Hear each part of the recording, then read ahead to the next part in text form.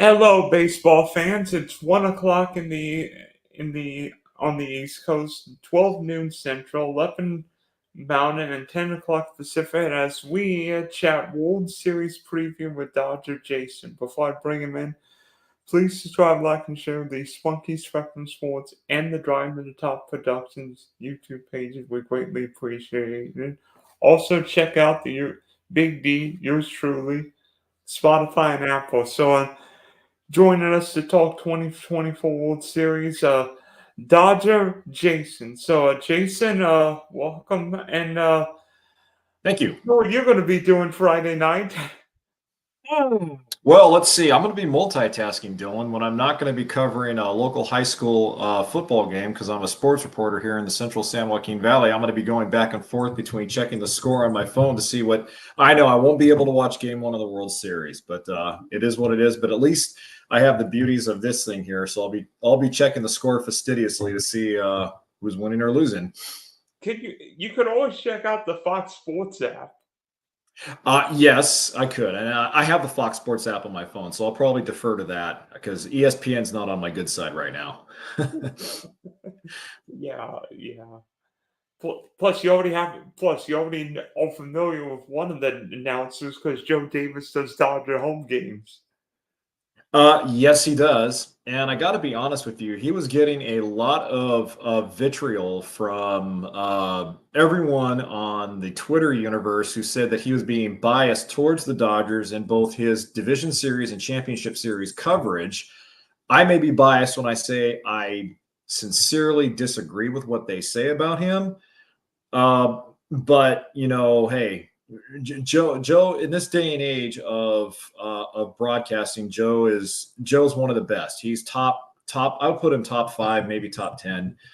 And also he does outstanding job covering NFL games for Fox. So, I've been happy with his coverage so far. And yeah, like you said, I get to listen to him all season long because he does Dodger home games. He'll shift back and forth between his duties with Fox and the Dodgers, but it's been a joy listening to him call games. Yeah.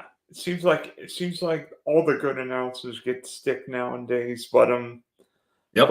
Actually, I've heard this to be true.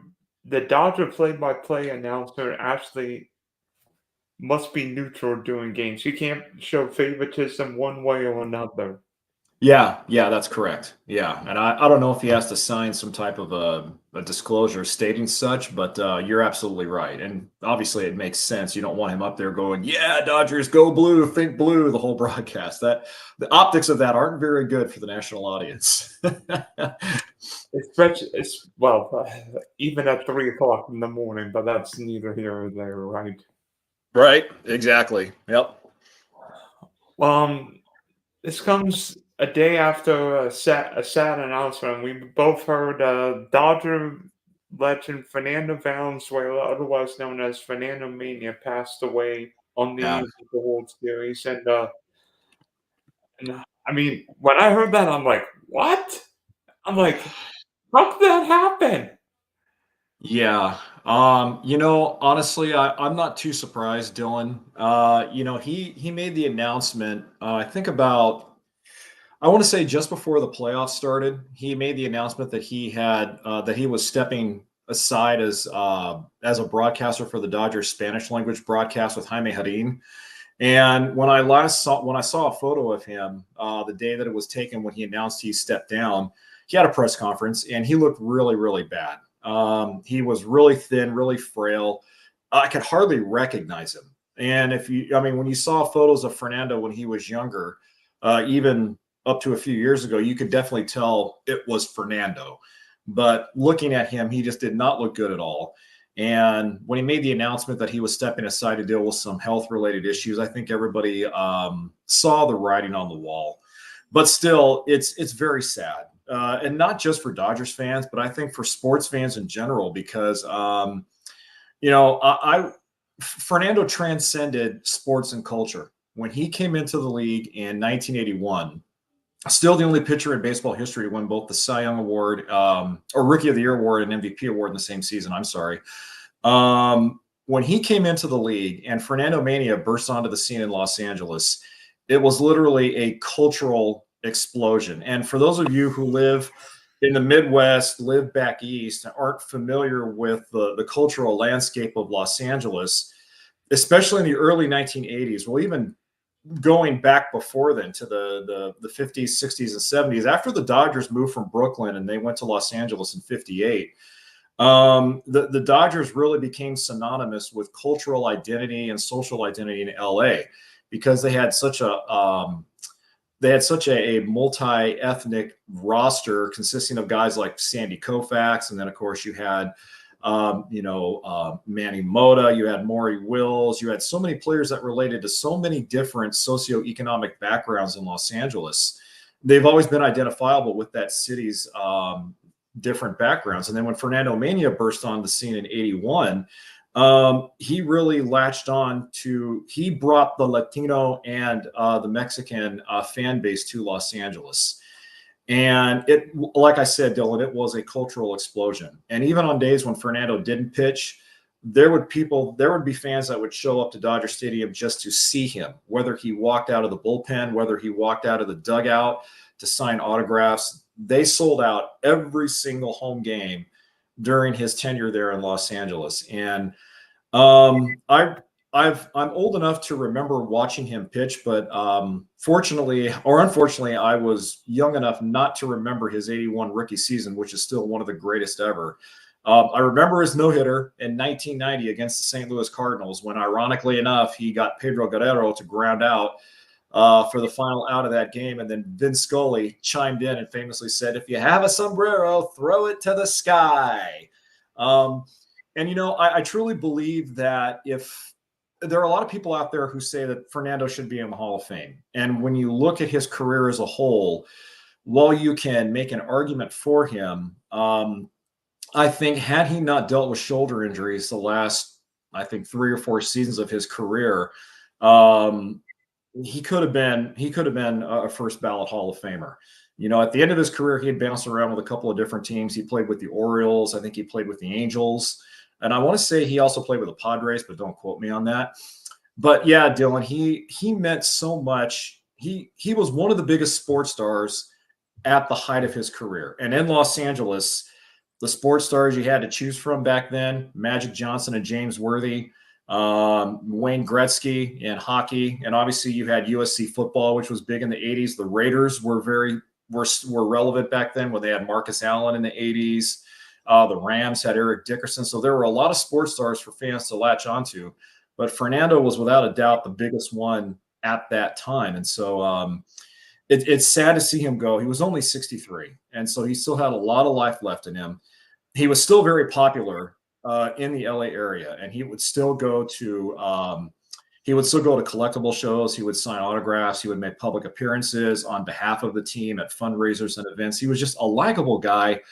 And what made him more unique too, Dylan, was that he was able to attract the white kids like me to him. And that says something because while he was attracted so much to the Latino Mexican demographic, he got a lot of the white kids to follow him and to be enthusiastic about his career. And I was one of them. I'm still one of them.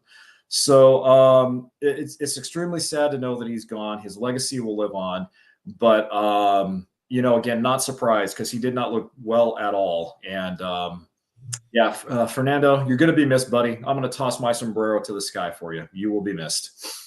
Yeah, it was funny. I mean, Fernando wasn't even supposed to start opening day 1981, but Tom Lasorda came to him and said, "You're going to start," and then he threw 5 shutouts in his first 8 starts.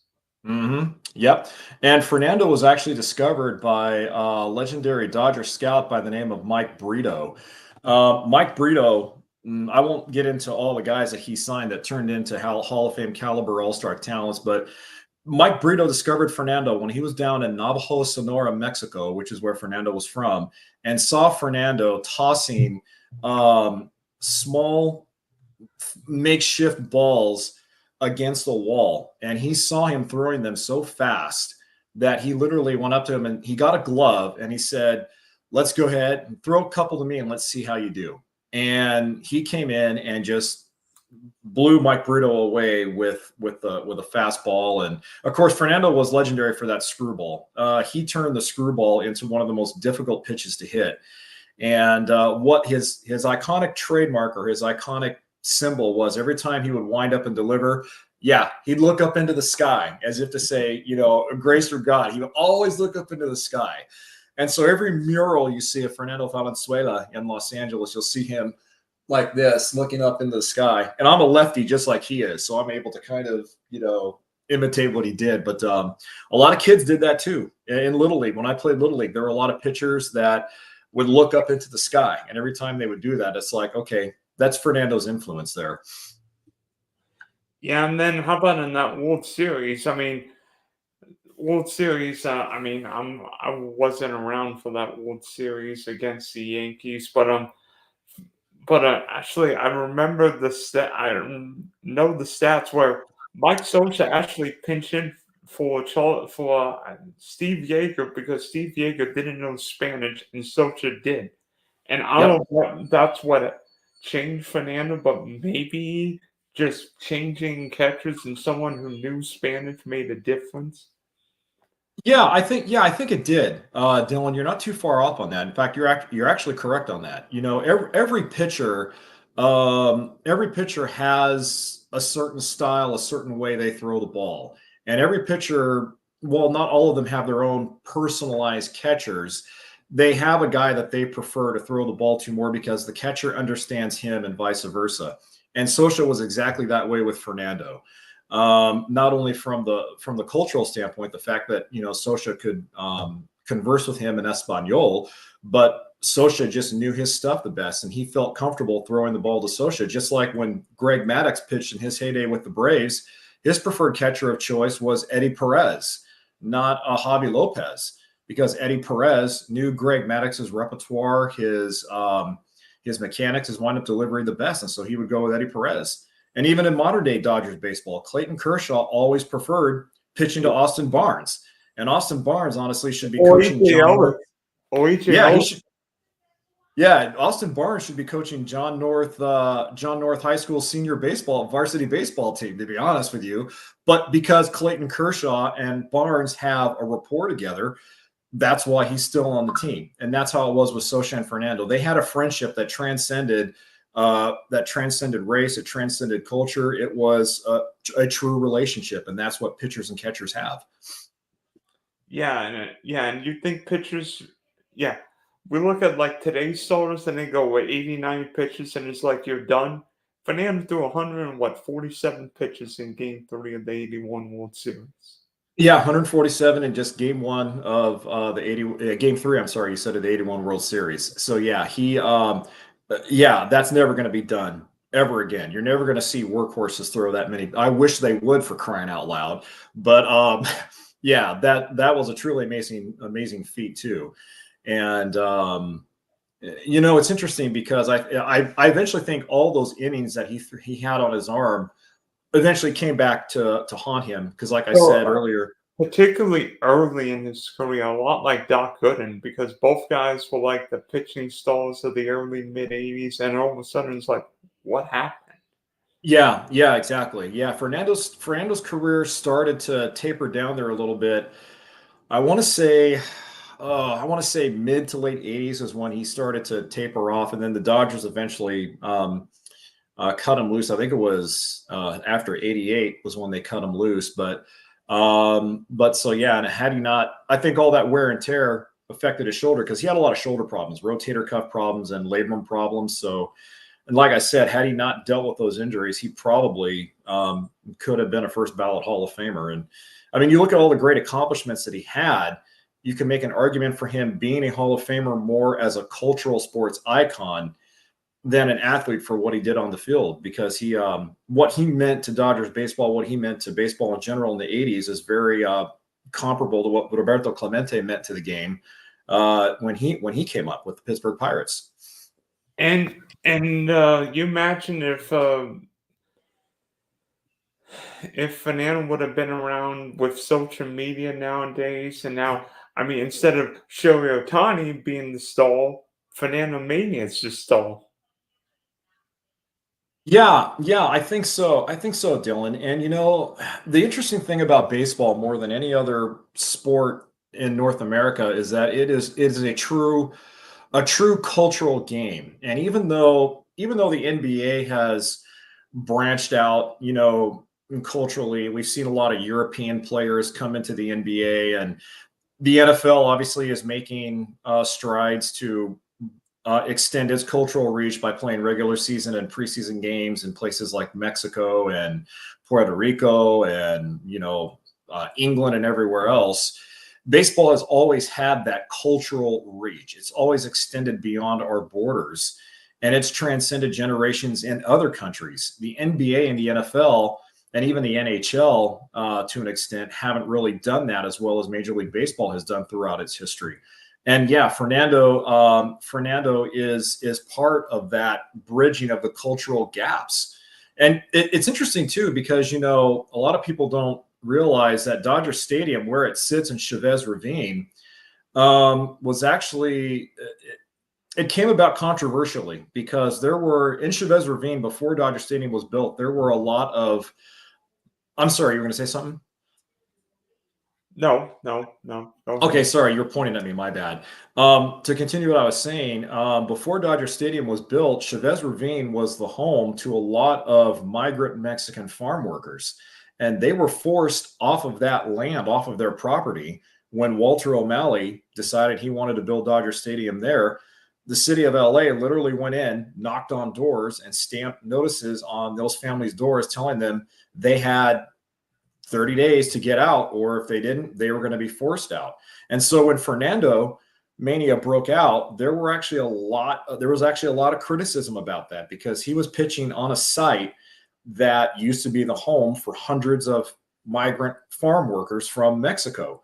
And Fernando was always very proud of his culture, always very proud of his heritage. He was one of 12 children, never forgot where he came from, did a lot for the Mexican community there in Los Angeles. And so there was a lot of criticism about him pitching in Dodger Stadium, the site that a lot of people viewed as being a major site of oppression to Mexican families. But regardless of that, though, Dylan, he is part of that cultural identity that Major League Baseball has had for, God, well over 60, 70 years. Yeah, and even though Fernando's no longer with us, I don't think he's ever going to be forgotten. No, he never will, especially not in Los Angeles, but especially around the rest of the game too. You're right. He'll never be forgotten. The Dodgers retired his number 34 jersey last year, so I'm glad that he was alive to see that. I did hear that Rob Manfred plans to throw some kind of a tribute out there to him during Game One of the World Series. I think it'll be during the pregame ceremonies. He better freaking do it right. That's all I got to say. So I know they have plans to memorialize him before the World Series, but you're right. There won't. I don't think there will ever be another Fernando again and another Fernando mania. What it was and what it still is, it's bigger than the game itself. Yeah, so he will be missed. So going back Yeah. to this year's World Series, the Dodgers are in their fourth World Series in the last 8 years, and surprise, surprise, they faced the old foes, the New York Yankees. This feels like 1977, 78, or 81. So you excited for this series against the Bronx Bombers? I am excited. I am excited. I mean, this as a Dodgers fan, this is something that we've longed for a very long time. I don't know if other baseball or sports fans around the country or the world, have wanted this World Series. I'm sure a lot of them have, but me personally, yeah, I'm excited for it because not only just because of the star factor. You have, Judge, Soto, and Stanton wearing pinstripes, and then wearing Dodger blue. You have Mookie Betts, Freddie Freeman, and Shohei Ohtani. 3 MVPs on one side, 3 MVP caliber talents on the other. I mean, for star caliber players, Dylan, it doesn't get any better than that. But one thing that has me more excited about the World Series is I want to see what player steps out of the woodwork to make the biggest contribution to either the Yankees or the Dodgers, because I would have not told you in a million years that Tommy Edman would have been the National League Championship Series MVP for the Dodgers. Nobody saw that coming, even as good a ball player as Edman is. Oh, you did. Okay, sorry. I stand corrected. I told you this the moment you got Tommy Edman. You're going to love Tommy Edman, switch hitter, and he hits left-handed pitching. And what happened in Game 6? Lo and behold, he hit left-handed pitching, he switch hit, and he put the ball in play, which is something you don't see a lot of. And he just put the ball in play, hit one over the wall. Yes, it did. Yes, it did. So you were right, and thank you, sir. I'm glad you brought those comments to my attention because I am not worthy. I am not worthy, Dylan. Thank you. You're right. And I had seen Edmund play in St. Louis, so I was always impressed with his skill set with the Cardinals.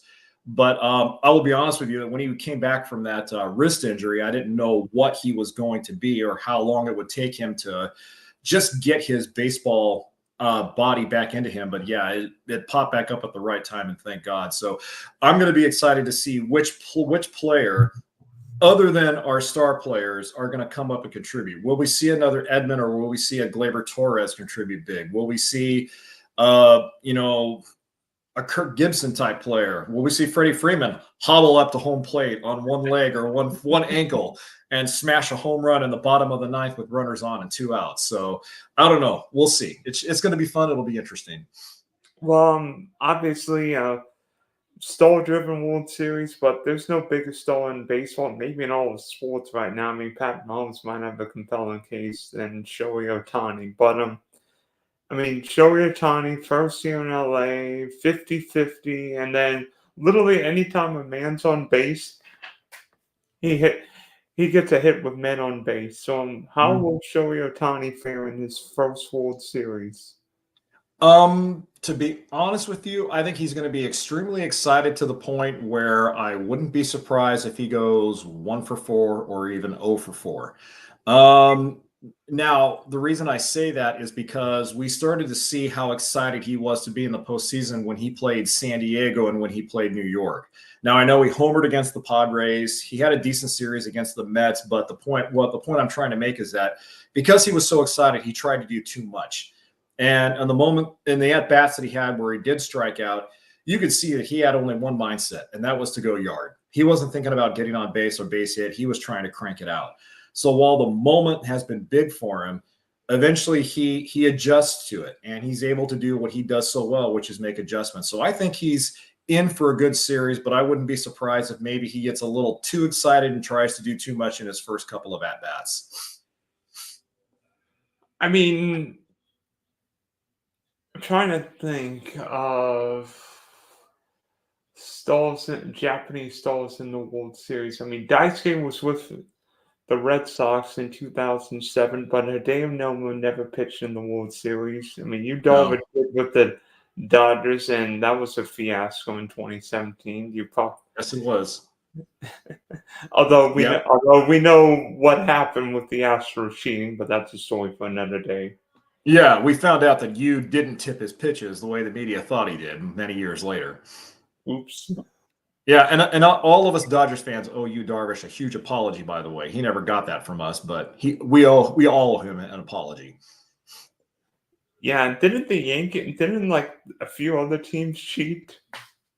Well, yeah. The Red Sox did it in 2018 when they won the World Series against LA. LA went back, and they even admitted it. They even admitted that they used their own version of a sign stealing scheme to win the 2018 World Series. And that's ironic, Dylan, because who was on that 18 Red Sox team that is now beloved in Los Angeles but Mookie Betts?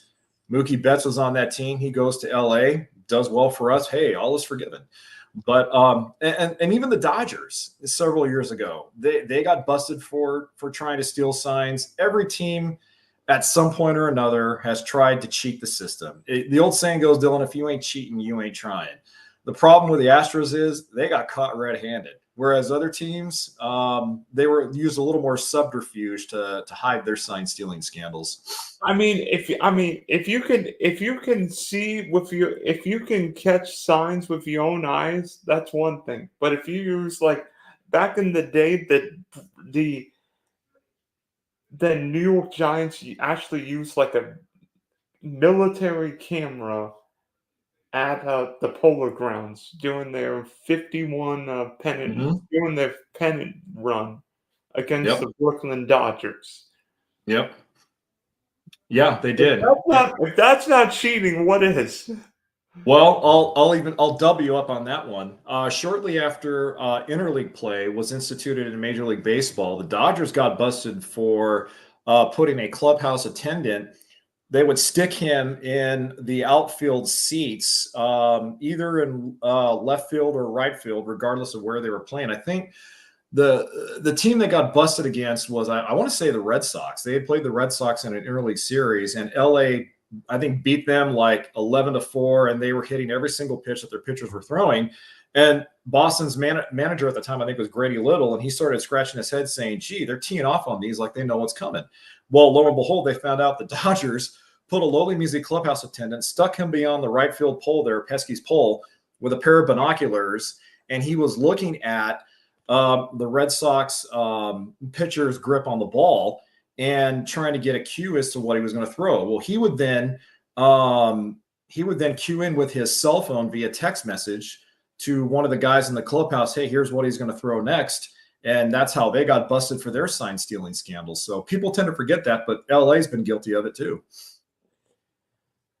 So, I mean, despite the Dodgers having one of baseball's best payrolls, this seems felt different. I mean, it seems like the Dodgers have good starters go like 3 games and somebody gets hurt, but this team feels different. I mean, yes, Tyler Glasnow, Clayton Kershaw. I mean, you could probably tell us who's not pitching for the Dodgers this weekend. Yep, four fifths of their starting rotation is not pitching in the postseason. The only guy on their rotation right now who made the opening day rotation coming out of spring training is Yoshinobu Yamamoto. That's it. And he missed half the season with a bum shoulder. He missed half the season with a bum shoulder. We didn't get Jack Flaherty until the trade deadline. Emmett Sheehan didn't pitch at all this season. Tommy John surgery. Dustin May made only, I want to say, 3 or 4 appearances before he got shelved again. Tony Gonsolin's been out all year with recovering from Tommy John surgery. Clayton Kershaw only made a bevy of starts in August before he was shut down again with the bone spur in his toe. So yeah, Dylan, what the Dodgers have been able to do with that patchwork pitching staff is unprecedented. We've never seen anything like this in postseason baseball, where literally a manager like Dave Roberts has had to piecemeal everything together at the last minute and mix and match different guys and go to the bullpen so much. And, in some ways it's good, but in other ways it's bad too, because you want to see traditional starters go out there and be dominant and shut out the opponent for 6 or 7 or even 8 innings. I mean, hell, the best pitching performance I ever saw in the postseason was when Jack Morris shut down the Atlanta Braves 1-0 pitching for the Minnesota Twins. He threw a complete game shutout.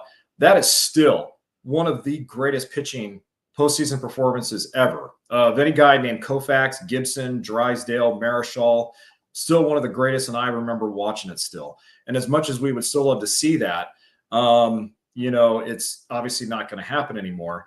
And look, you guys know how critical I've been of Dave Roberts and his inability to manage a bullpen and a rotation in October. I'm going to issue a large apology here and have a huge slice of humble pie, because I'm going to commend Dave Roberts for what he's done. He has actually pressed all the right buttons.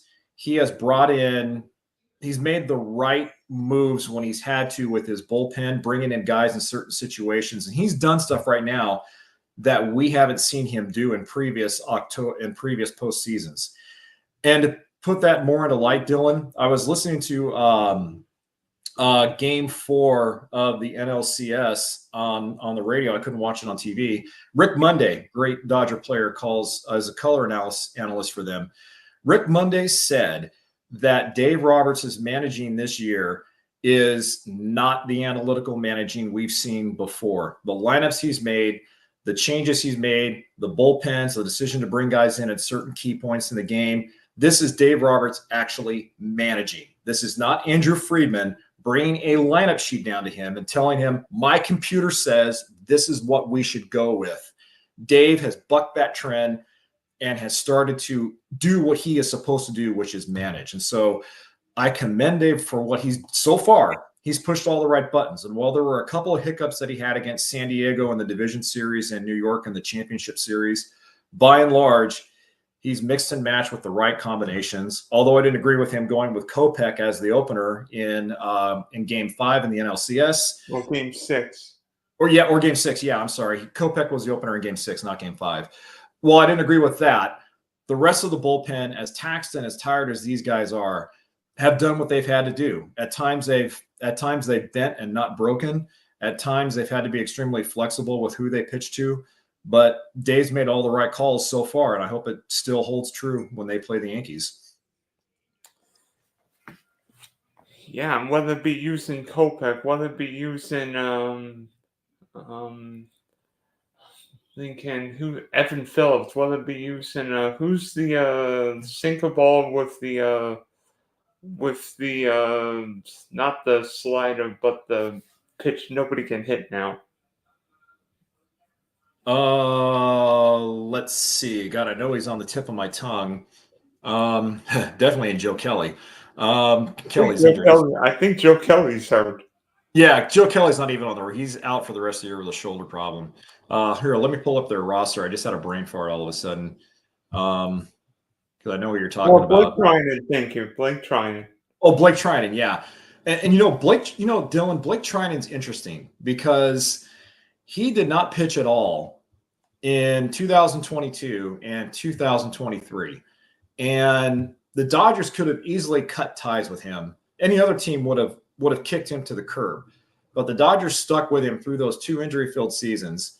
They brought him back this season, took a chance on him, and he's definitely made the most of it. And the reason why Dave started Kopech as the Game 1 opener in Game 6 on the championship series is because of the combined batting averages of the Mets' big bats, Francisco Lindor, Pete Alonso. I think Alonso has a career 140 batting average against Kopech, and then I want to say for Lindor, I think career-wise he's batting just 195. So again, Dave went with strategy, not with analytics. He had Kopech as the Game 1 starter in Game 6 because he historically has shut down those big bats that the Mets have on their lineups. And Kopech really didn't do that bad. I mean, he gave up 1 hit. He kept the runners on the bases. He did give up the 1 run, but by and large, he didn't do a bad job. He got wild, which is what he does every now and then. Got a wild hair up his nose, but he was able to recover and limit the damage to just 1 run. So I thought, for all intents and purposes, he did what he was supposed to do. He kept the Mets off the scoreboard. He didn't allow the lead to become inflated in the early innings there. So, yeah, he did what he was supposed to do. Yeah, and with this Dodger team, like seemingly every team, there were scrappy guys like Kike Hernandez. Like Kike Hernandez should just not play in the regular season, but he turns into Mr. October. Like, what does he have? 14 postseason home runs for the Dodgers. Max Muncy set a record with what? Getting on base in 12 consecutive plate appearances against the Mets. Yeah, and actually Kike now has 15 career postseason home runs because he went deep against the Mets in Game 5, I want to say. He hit a solo shot in the top of the 7th inning, if I'm not too much mistaken. That was the one game where, because both the Mets and the Dodgers had traded butt kickings back and forth, 8-0, 10-0, 12-2, something like that. I think Kike had a massive solo shot in the top of the 7th in that game that the Dodgers ended up losing. But that was the weirdest series I've seen because there were no save opportunities. Right. I don't know if we've ever had a championship series where there haven't been save opportunities before like that. But you're right. I mean, Game 1, the Dodgers won 8-0. Game 2, the Mets come back and wallop them. Game 3, Dodgers come back. So yeah, you're right. It was literally about offense. And the Dodgers, by the way, scored 46 runs in the National League Championship Series. That is a record. No other team. And walked like 42 times. And walked 42 times. You're right. No other team in the history of the National League has ever done that in postseason history. That is absolutely asinine and absurd. So, I mean, Yankees, we know who's on the other side. some guy named Soto, some guy named Judge, some guy Yep. named Stanton. How do the Dodgers get those monsters out? Well, unfortunately, the only way they can get them out is by doing the one thing they may not want to do, which is called pitch to contact. They have to be aggressive with them. The Dodgers, Dylan, the Dodgers run into problems with their pitching when they walk a lot of guys. They, as a rotation and as a unit, as a whole, they put a lot of ducks on the pond. And with Soto and Judge and Stanton, you know that these guys are going to be first ball, dead ball hitters. They're going to be looking for fastballs down the middle any chance that they can get. How they're going to approach them is they have to be aggressive with them. They can't back down, because the minute they back down, that's when the batters are going to win the contest. And even though the Dodgers pitchers may not have the oomph to dominate those guys, they have no choice but to be aggressive with them. So they're going to have to challenge them. I wouldn't be surprised if we see I wouldn't be surprised if we see a lot of off-speed stuff, especially from Yamamoto, because we know Yamamoto is going to start game 2. And so that is going to be imperative that he can get his location, his timing, and his command down, because if he doesn't, that game's going to be over before it ever begins. So the Dodgers pitchers, regardless of how good they are going to have to be aggressive. They can't be passive, because the minute they do, the Yankees are going to own them coming right out of the gate. Well, good news. Yamamoto was great in his start in the Bronx. I think he threw 7 shutout innings. He did. Yeah. In fact, when LA played the Yankees back in June, we took 2 out of 3 against them. And he had a start against them where I think he scattered 6 hits over 6 2/3, walked only 1 batter, struck out 6. It was a fairly good economical start for him. And that start that I remember, he threw a lot of off speed, a lot of changeups, a lot of sinker balls inside, down at the knees. And guys like Stanton and Soto had difficulties with that, because they don't have a lot of cold zones, but those are some of their cold zones, where if you jam them up at the knees inside, they're going to swing, and 9 times out of 10, they're going to miss it. So, hopefully he can do the same thing here with success against the Yanks in the series. Do we expect a couple of the Dodger injured pitchers, particularly Vesia and Gratterall, to be back for the World Series? Well, as of this morning, Dave Roberts said that they are game time decisions. Oh, So that's my favorite terminology in football. Trust me, if you play fantasy football, you know what that means. right, exactly. That for the fantasy player, that never bodes well up until game time, because you got to make out your roster, and you don't know what the hell you're going to do until you figure out what's going on. So yeah, Dave said Vesia and Gratterall are going to be game time decisions. I'll be honest with you, I want Vesia back in that bullpen more than I want Gratterall, because it's imperative that we have more than one left-hander in the bullpen right now, which is Anthony Banda, especially against a guy like Juan Soto. And Vesia had a really good bounce-back season this year. He's dominant when he wants to be. The reason he was kept off the championship roster is because he had a rib injury. So fortunately, it's not elbow or shoulder related. But again, Doc being very ambiguous, saying it's a game time decision. So they're literally going to wait until, a day before, maybe even hours before, to announce whether or not they're going to be on the roster. And with Gratterall, I mean, I'm surprised Gratterall could throw without getting pitch clock violations, because a few years ago, Gratterall would take 3.5 days between pitches. Yeah, I know. It kind of brought back fond memories of Pedro Baez in 2017 World Series against the Astros. Watching Pedro Baez throw a pitch was like watching extended time. He would take literally 30 minutes in between fastballs to throw. Thank goodness Pedro Baez never faced Normal Garcia Paul. Otherwise, you could have flown to London between pitches. Yeah, right. I hear you on that one. So yeah, it brought back fond memories of Pedro Baez. And then there's another pitcher, I don't know if you remember, played a long time ago with the Cubs and your Tampa Bay Rays, by the name of Steve Traxel. And when Steve Traxel pitched with the Cubs, he was so slow in his windup and delivery and his time that he would take to throw a ball that Cubs fans would literally shout out, "Throw the ball, throw the ball." So, yes, Again, reminiscing. That brought back Gratterall brought back fond memories of Baez and Axel Traxel there. Would we expect Gradwell to be activated for this fall classic? The only way they're going to activate him, Dylan, is if he is 100% healthy and ready to go. It's same thing with Vesia too, because you're not going to want to take two damaged trailers and put them out there with a broken hitch.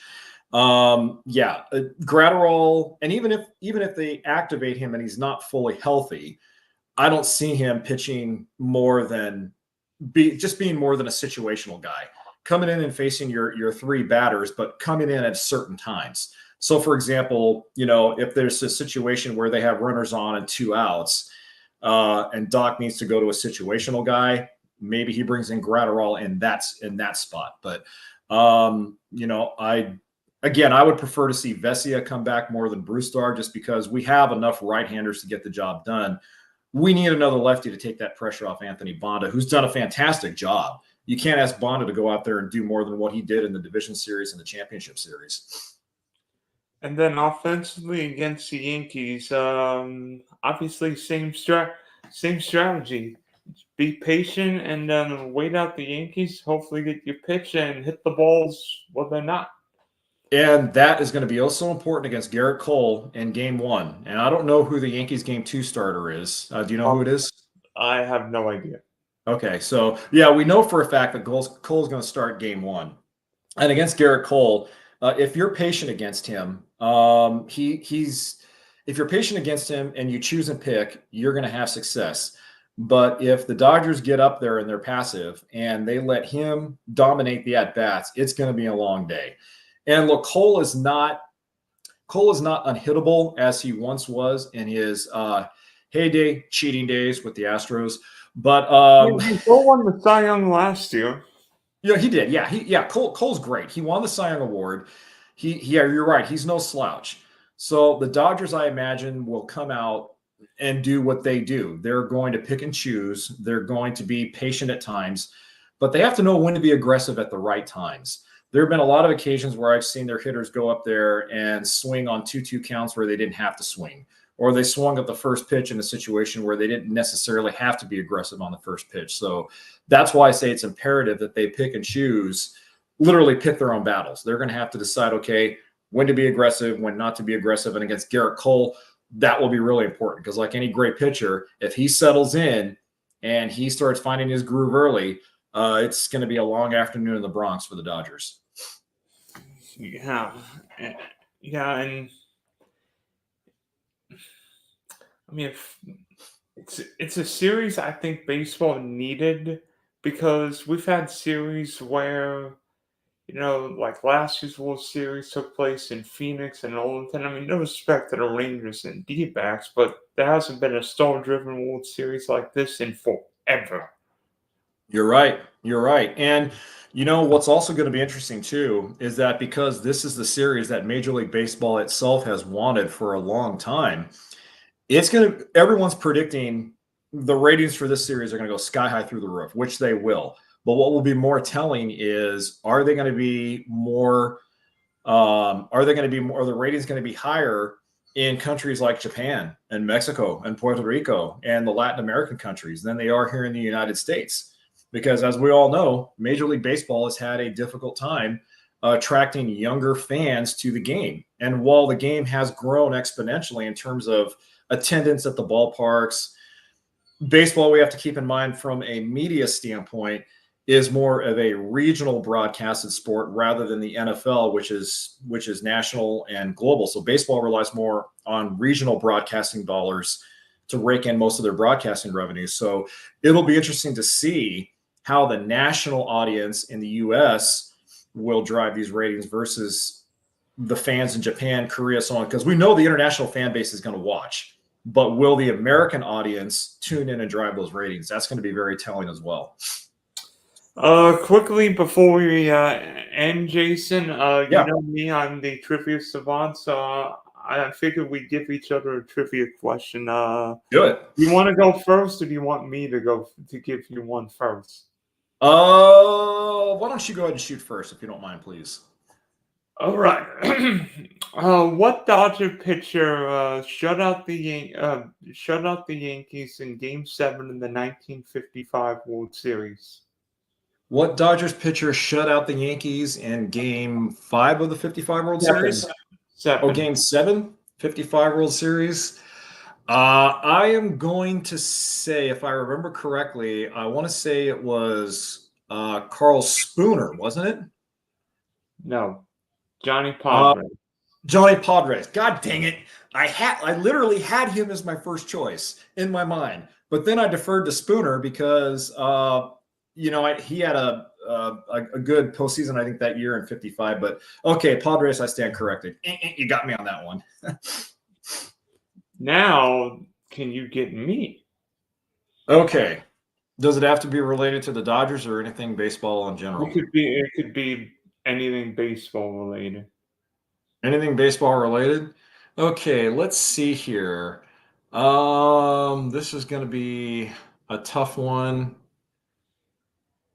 Give me a second here. I'm sorry. Hold on. Give me another second here, please.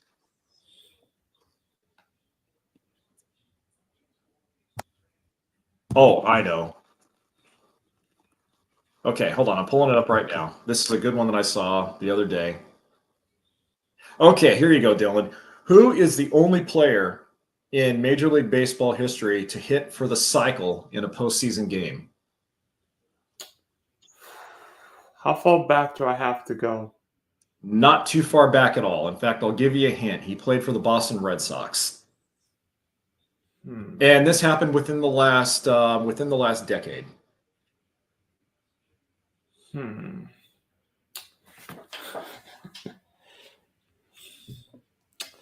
That took away my. Well, Did I I was stump you on thinking. this one? I was thinking Petey. I'm thinking. I mean Petey. Dustin It's so Pedroia. Yeah, it's so easy to defer to Dustin Pedroia, but the only player who's hit for the cycle in a Major League Baseball postseason game is Brock Holt. Did it in Game 3. Actually, sorry, in the postseason, not World Series. My bad. He hit for the cycle in Game 3 of the 2018 American League Division Series. So not World Series. I stand corrected. Wait, against the Yankees. If that's 2018, that would have been the Yankees of Game Yes. 3 of the Division Series. Yeah, let me see if I can find a better World Series one. Hold on. My bad. Okay, so it looks like that no player in baseball history has hit for the cycle in the World Series. So Brock Holt is the only player to hit for the cycle in the postseason. And yeah, that was the division series against the Yankees in 2018.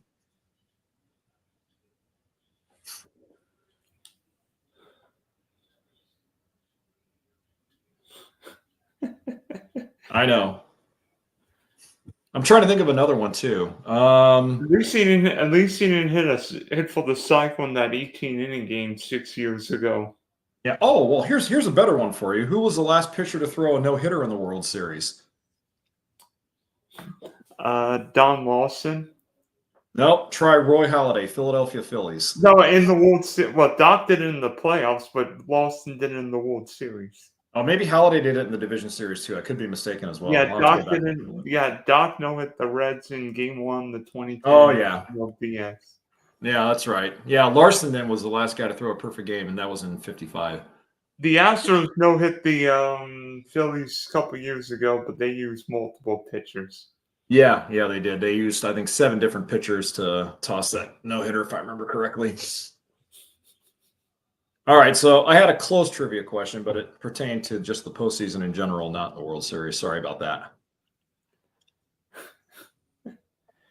All right, Jason. So where can people contact you?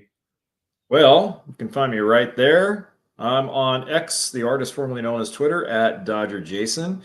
Adam, I promise you, man, I'm trying to get my podcast going, Dodger Blue Podcast, but I'm busy these days, but I'll get it going eventually. Sorry about that. All right, Jason. So good luck to your Dodgers, and hopefully you bring home the Commissioner's Trophy.